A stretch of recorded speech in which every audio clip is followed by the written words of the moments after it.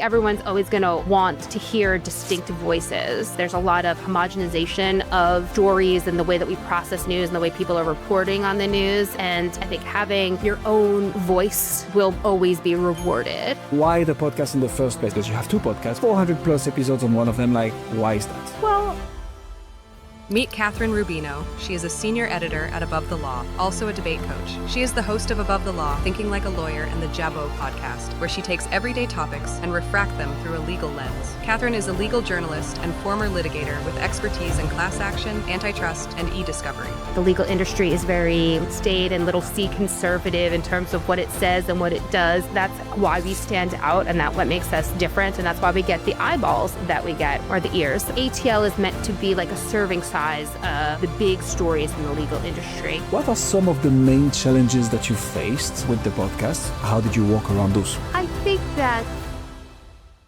Kathryn, please tell me the Above the Law Thinking Like a Lawyer's podcast story. Above the Law is a blog started sort of in the early aughts, kind of an insider's look at the legal industry. We write primarily for the audience of lawyers in a less formal tone than a lot of the other legal industry publications. So a little gossipy, a little bit more fun, a little bit more irreverent. And that spin, that kind of attitude, the ATL voice, just seemed really ripe for podcasting. Thinking Like a Lawyer was actually started before I was a part of it. My former coworker, Ellie Mistal, and Joe Patrice, who's still my coworker and one of my co-hosts on Thinking Like a Lawyer, started it. They used to get in plenty of good-natured arguments all the time in the office and sort of on chat. So it just seemed really natural for the two of them to have a show together where the sort of making of the different stories was explored, as well as just sort of other things that maybe we didn't get an opportunity to fully cover in the pages of ATL, as well as just sort of new spin. We usually cover the stories a few days after they go live, and sometimes there's little updates or new jokes that we've come up with about the stories. So, I love this. There is so much to unpack in here. First thing is, I'm curious to get your take on blog versus podcast. I often say that, so there is an amazing stat, which is since June 2023, more people, and this is from Google Trends, more people are searching for podcasts than they are searching for blogs. Yet you have 4 million podcasts out there with 2.5 million podcasts being inactive, and you have 600 million blogs out there, which I guess is, it will also be proportionally true for the law industry. What's made Above the Law double down on both formats? Because you're far from done with the blog, obviously, but why the podcast in the first place? I understand it's a good place for good banter and, like a bit of a different look, but doubling down on this format, because you have two podcasts, we're going to get back to this in a few minutes, 400 plus episodes on one of them, like, why is that? Well, I think that a big part of the Above the Law story and what makes Above the Law successful is that we have a different outlook on the industry. And I think podcasting is a really great way to help cement that with our audience. I think that a lot of our audience wants to hear the voice of ATL. And I don't mean actually just the sounds coming out of my mouth, but sort of the tone and the attitude and the perspective that ATL brings to it. And podcasting is just another way that we can hone what that voice is on particular stories, and also just serve the fans and serve the audience and give them what they're looking for. We, as I said earlier, primarily have a legal audience of lawyers. You may not have the opportunity to sit down and read every day. Well, you probably are doing a ton of reading as a lawyer, but maybe not for fun. But maybe you can be listening to a podcast, on your way to work or while you're doing some very rote task in your office. You can be listening as you're maybe coding documents or, sitting in traffic. So it's just kind of another way to access the audience. And the audience has always been a tremendous part of the Above the Law story. We talk a lot about our tipster network. We tell the stories about the legal industry that not everyone wants to hear. Mostly those people who are running firms or in power. And so we get a lot of folks who just are workaday kind of cogs in the big law wheel who have something to say about firms. And so we always have those tipster lines open. And I think that's part of the way that we keep people coming back and tipping us off and sharing what's going on at firms and other sort of legal jobs is by them feeling that they know us. They know what our stance is going to be on a lot of these thornier issues because they hear our voice both in writing and on podcasts. So creating that stronger bond with the audience through voice and not only text has been really the motivator for this behind it. Cool. How do you keep on going? I mean, Above the Law, 428 episodes. What's the name of the other podcast, just for the audience? The Jabot. The Jabot. How many episodes there?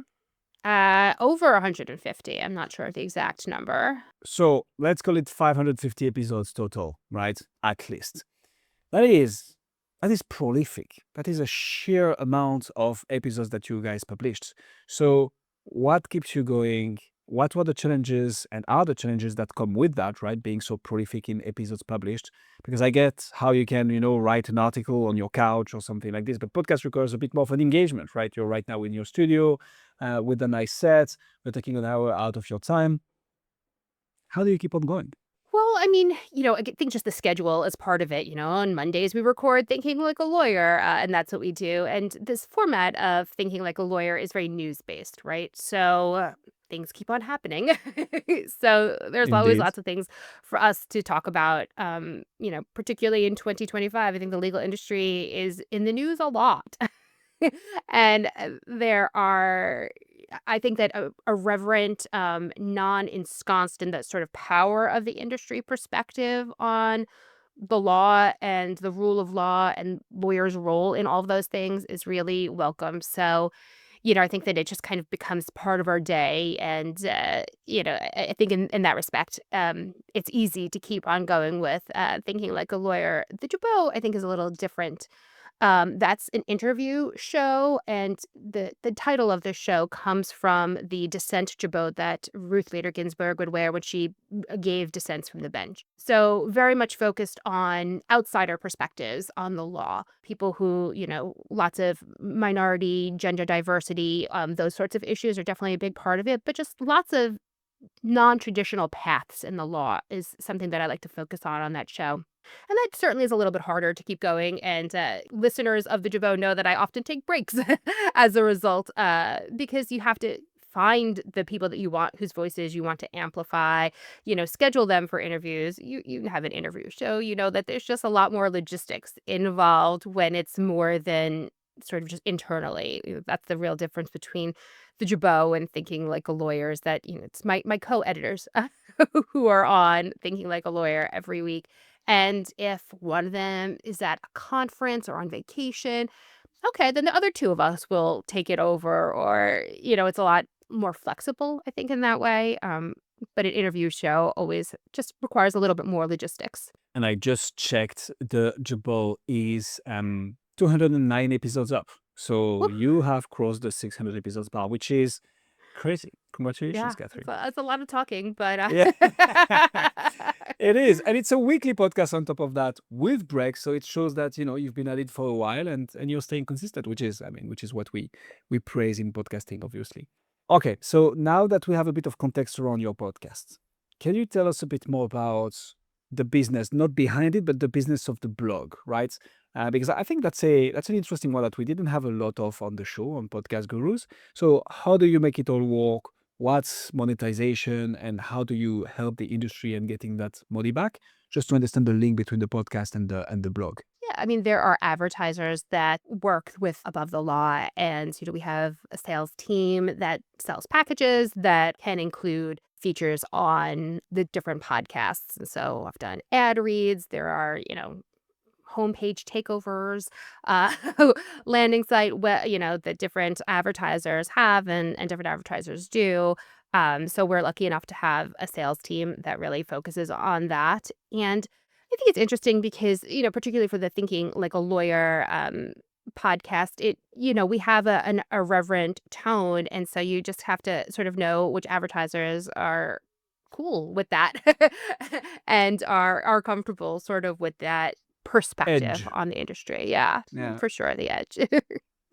Yeah, and in the law industry on top of that, right, where you think it's very usually content in the law industry is very polished, very refined, making sure that it's like the T's are squared, no, the T's are crossed, the I's are dots, I think is the expression in English, which makes it even more challenging. So do you get the same advertiser? So it's the typical media blog business, right? You're publishing content in a niche, highly specialized, with your own voice. You become a reference in the niche, and therefore advertisers who want to get in front of your audience, who are their ideal clients, are saying, hey, Above the Law, would you take my money in exchange for me having some advertising spots? Are the ones for the blog the same than for the podcast? Certainly in terms of the Jabot, it's not always the same, and we don't have a ton of different advertisers or as many variety of advertisers as we do on the blog. But I think that you really the podcast is about bringing people to the ATL brand and making the ATL brand as relevant as it's always been in the minds of the legal industry. And I think that's a real big reason why we do it. And you're right. I think that the legal industry is very staid and little c conservative in terms of what it says and what it does. And that's why we stand out, and that what makes us different, and that's why we get the eyeballs that we get, or the ears, as the case may be. So there is another aspect of the podcast that I'd like us to discuss, Kathryn, which is Above the Law is part of a network, right? The Legal Talk network. But I don't see that on the Jabot. So is it the case? Is the Jabot also part of the network or not? No. So, Okay. it's not ATL, it's just Thinking Like a Lawyer, that's part of the Legal Talk Network, Okay. and that's how they produce our show, the Thinking Like a Lawyer show. They, Yeah. make sure everything sounds better and promote it on their network. They have a bunch of other legal-based, podcasts, so they're really prolific in that space. The Jabot is much more of an in-house thing that we started, after, Thinking Like a Lawyer, and really designed to sort of hit some of the stories that would take a lot longer to write out, or might not have this. It has, I think, a slightly different audience too. It's less of that irreverent tone and more of, like I said, like an interview show telling stories that don't get a ton of publicity. So I think that really just rounds out the ATL brand. So it's more of it's just internally produced. We have like a service that we use to do the audio editing. And it really rounds out what ATL is, whereas Thinking Like a Lawyer is more of a distillation of the core of of the brand. The Jabot kind of rounds us out and gives us more access to folks who are just trying to get what they're doing known and out there. And I think that also the audience for the Jabot tends to also we have a lot more people newer to the industry or considering a career in the law, and so we focus a lot on different paths for lawyers. Be a lawyer one day, you'll be rich, people say, but that's not the case a lot. And there's a lot of different ways you can be a lawyer and different kinds of law you can do, and it's not all sort of Law and Order, Ally McBeal kind of television lawyering. And so calling attention to those stories and those different paths and what you can really do with a law degree, I think is really great, especially for folks who don't have lawyers in their family. If you happen to be from a family who's 3 generations of lawyers, you have a very different perspective on the law than somebody who, maybe has parents who haven't gone to college. And so trying to create a place where everyone can kind of hear those same stories and get that same background is just part of what we want to do with the brand. It's more about creating something that I think is necessary for the industry as opposed to highlighting ATL. Okay. I love this. And the reason I'm so interested into this is, so you're free to share as much or as little as you want, just to be clear, Kathryn. But so the way for the people listening to us, right, who might not be very much aware of like how exactly podcast networks work. So they will gather multiple podcasts in the same place, right? Usually podcasts from the same industry. because they use this as building a critical mass to go to advertisers and say, hey, look, I don't have one podcast getting, say, 10,000 downloads a month.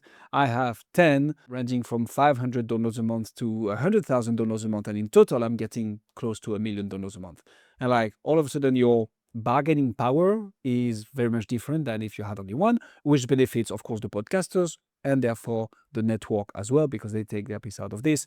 I know, and I think I've understood that for you and other potential podcasts in the legal network, they do the production and the post-production work as well as part of the service. So there is a whole business model that is at work here. Yeah. I see how, as an independent podcaster, this can be a very attractive offer, right? Because it is. You have your own blog, you have your own agenda. So how does the hey, legal network, we want to put these ads and this, advertisers in the podcast. Oh, but we've also pre-negotiated some advertiser slots that are going to go on all the podcasts of the legal network, Legal Talk Network. How does that work? Is it a topic at all or not that much? Yeah, I mean, the business side definitely has an agreement in place with LTN, where the advertisers the dollars from there are split, as per the agreement. So it's not sort of it's not just kind of a revenue generator in that way. But what's really nice to think about the Legal Talk Network is just also the contacts. There's some legal technology podcasts, which is, very big sort of niche part of the legal industry. There are, other folks who have these kind of real strong reputations in the legal industry that, also just want a podcast and want to have their own place to say stuff. And they're not necessarily folks who are ATL or related to ATL in any way. So it's nice to have that sort of cross promotion available where, they talk about, ads for all of the sort of LTN offering of shows across them. So it's nice to get sort of in front of folks that way. Yeah. And they also have presence in a lot of the conferences that Above the Law covers as well. We cover my colleague does a lot of the coverage of the legal technology space. And so having, sometimes LTN will have a booth and they are doing live podcasts from this conference or that conference. So he doesn't have to bring his microphone when he travels to those conferences because, LTN's already there with a setup already ready for him. Okay, so there is actually much more synergies that are unlocked thanks to this partnership than there are actually drawbacks from having potentially competing or, I don't know, different advertisers wanting the same slots. That's super interesting. And so then, again, to dig further into the business of podcast, because that's what we are about and this is what I love, why not doing the same thing for the Jabot? Like technically, and I know there are some interview-based podcasts in the Legal Talk Network as well, like why making the choice of keeping this one in-house? Yeah, I think that, is primarily, I think, a business decision from we have a business team that deals with all sorts of advertising across the different ATL platforms. And I think that it's just nice for them to be able to have something that's, purely they can control and, have that option as well. But, we love the folks on LTN. There's no sort of bad blood over it or anything like that. But as I said earlier, like adding the Jabot was a later thing. And that is something where I have taken breaks on where LTN really keeps us on our schedule. Because, Which is they good. are, yeah, listen, they get a lot of credit for keeping us honest on that front. But because I'm still writing, a full complement of stories in a day and a week and recording Thinking Like a Lawyer and, the Jabot, having something where I don't have that external, no, you really need to figure this out immediately is a nice little break when everything kind of feels like it falls on your shoulders. Okay, to kind of summarize, because I like to understand the synergies between how the podcast benefits the business and how the business benefits the podcast. So here, clearly, you have the blog, and then you're like, we have a very specific edge, a very specific, personal touch to our content, for which a podcast makes a lot of sense. That banter side of things, that's a little bit, the little edge that you're going to have in the content fits very well the podcast format. You have another podcast where it's more interview-based to cover kind of two areas of the content creation in the law space. So clearly, the podcast benefits the business in that sense. And the business benefits the podcast because you have the credibility from Above the Law blog, that obviously shines on the podcast. And then you have the synergies unlocked thanks to the Legal Talk Network, which is going to put the spotlight on you, but also at the conferences allow you to put the spotlight on them and vice versa. Is that more or less how it all works? Yeah, absolutely. I think that they very much work hand in hand, the blogging and the podcasting. Yeah. So 600 episodes, Kathryn, and I understand that you're not the one who recorded all of them, but from your experience and the Jabot, I mean, it's literally in your name as well. So what are some of the main challenges that you faced with the podcast, right? And how did you walk around those? Obviously, what's the happy ending after the challenge? I think initially, certainly, just the technology aspect of it was a real big challenge, more so in the Jabot than on thinking like a lawyer, both because I came in once it was already established. And the other benefit of a network is that they help you work you through all those kind of all those kind of technical issues that. Listen, I am a lawyer by trade. I am a writer by design. Technology is not where I shine. Uh, so having LTN as a support system has been really great on that front. But when I was starting the Jabot, it was just me, just me figuring it out. Guests would Right. call and be like, "We don't know how to set this up," and I was like, "Great question. Let's figure this out." And I think that sort of post COVID, things have actually gotten weirdly easier because we record through Zoom. And I think that was the moment when everyone was like, oh no, we get Zoom. Everyone sort of has a background, I think, in more of these technologies now because we were sort of forced to as a society. Um, and so it makes it a little bit easier, I think, on that front. But in the beginning, I mean, I still schedule, I think, 45 minutes for all of my interviews, even though they pretty much only take a half hour to 20 minutes. But I did that because in the beginning, I would spend 20 minutes trying to figure out why I couldn't hear my guest or Should we talk about the beginning of this interview, yeah, Kathryn, or should we? exactly. I was like, I clicked the link. I'm sorry, I clicked the link. So yeah, it was very refreshing in that sense. I'm not the only one. It happens. Okay, so technologically mainly, and yet you're still pushing through. So the reason for that is what? What do you personally get out of the podcast? And then I have a question about around taking over from another host, but let's keep this one for later on. So what do you feel out of a podcasting, and how does it benefit you specifically? Because I guess you could have stuck to the Above the Law podcast. I mean, thinking like a lawyer, like launching another one is like, hey, let's double down on this. What's your personal take on all this? Well, I think that I started the Jabot before I was involved with thinking like a lawyer, and it was also because I wanted one too. My colleagues were talking on thinking like a lawyer, and I think. Listen, I'm part of it now. I think thinking like a lawyer has a great voice and a great space, certain conversations, but I just felt like there is more to say. And in a weird way, I think podcasting is less intense for me. I love talking to people. It feels, a lot of times like I'm just at a cocktail party having a cute little like 20-minute conversation with some interesting human being. It's kind of easier for me in that sense than sort of thinking and trying to come up with an angle on a news story that's different than one that everybody else has, but still covers the relevant facts and making sure I have all of that. And it's still a big part of my day in my work career, but it's nice to do something different. Sometimes it's just nice to talk to folks. And you're also increasing your network of people that you know and people that you have a rapport with.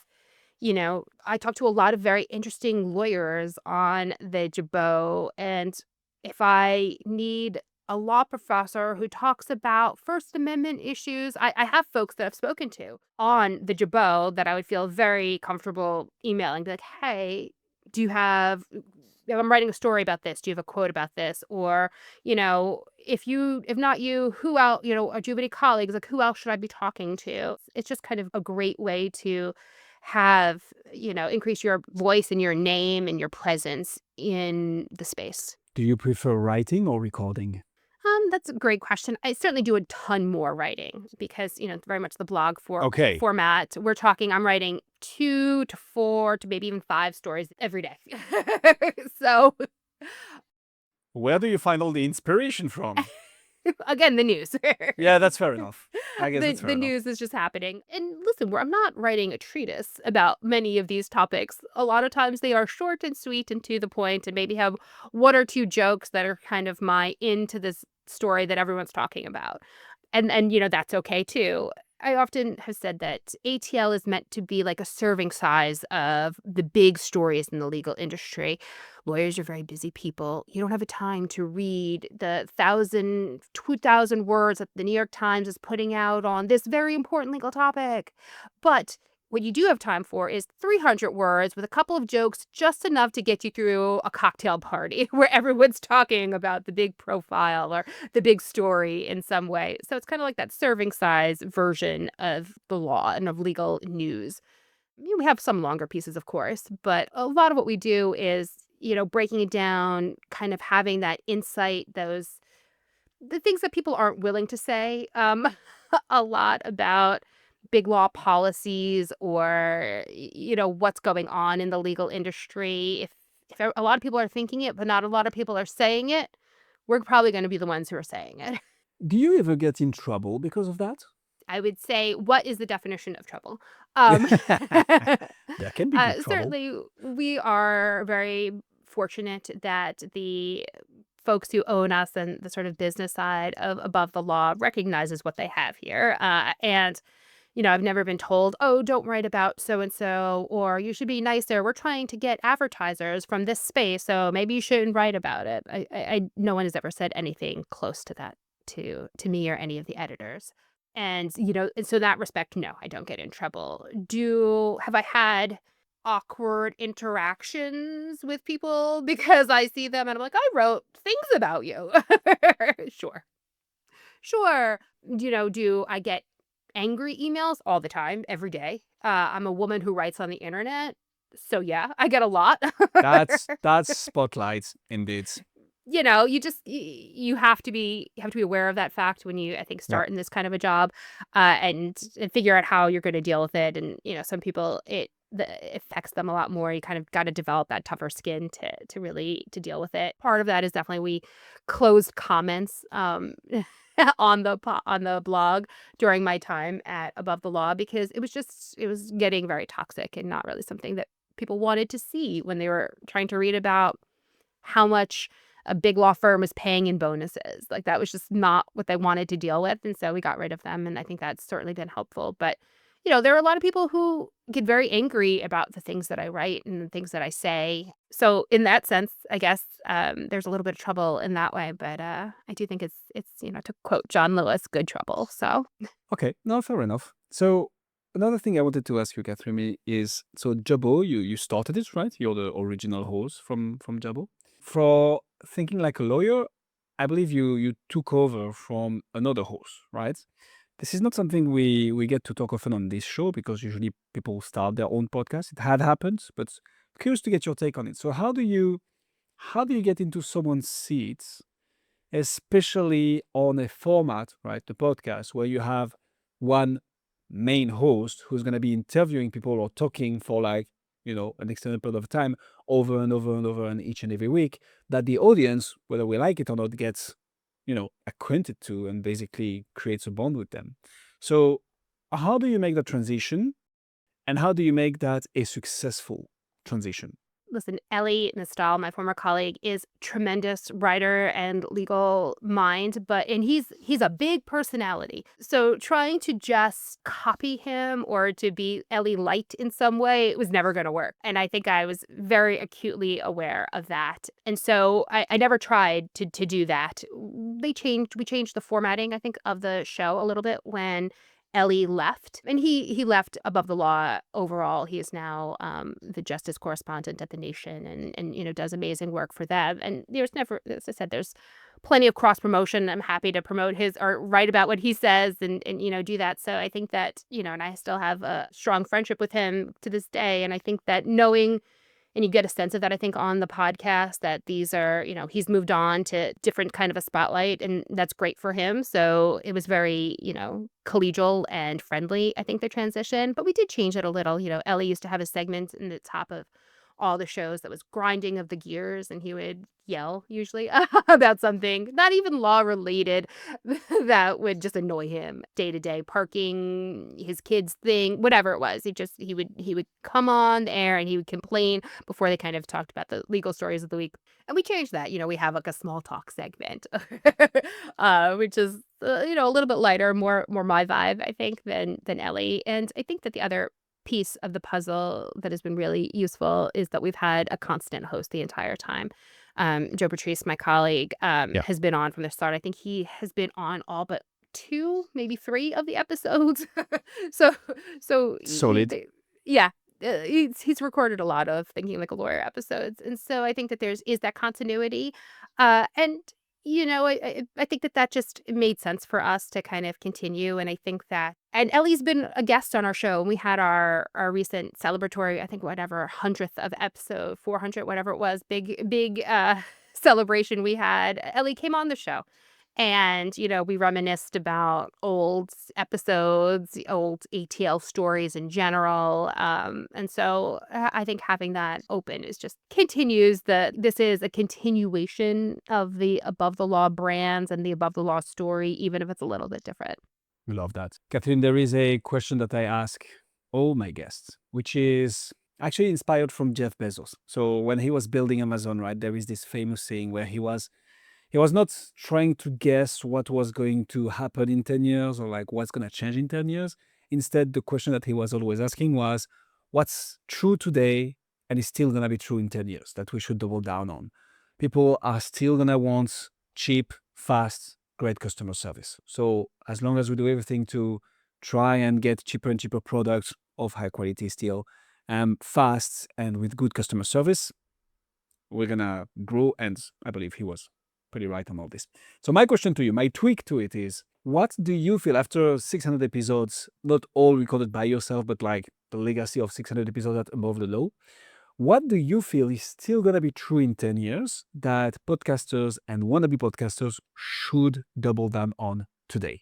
Think that having a distinct voice in whatever niche space you're in is always going to be true. Having a perspective, oh, this is an Above the Law kind of take on whatever it is always going to be true for us. It's saying things that lots of lawyers think but don't say, that that kind of cheeky, very irreverent tone. I think everyone's always going to want to hear distinct voices, especially, as technology changes. There's a lot of homogenization of stories and the way that we process news and the way people are reporting on the news. And I think having your own voice will always be rewarded. So having that edge that you're actually doubling down on at Above the Law. I like it. I think it makes a lot of sense. Cool. Kathryn, thank you so much for coming on Podcast Gurus. If people want to find out more about you, Above the Law, The Jabot, Thinking Like a Lawyer, or any other channel that you may have, where should they go? Yep. AboveTheLaw.com. You can find me on social media at Kathryn1. That's the numeral 1 at the end. The Jabot. You can also find us on social media. You can find us wherever you get your podcasts. Both Thinking Like a Lawyer and The Jabot are all there. We'll put all the links in the description. Kathryn, thank you so much for coming on Podcast Gurus. Thank you so much for having me. What a wonderful conversation.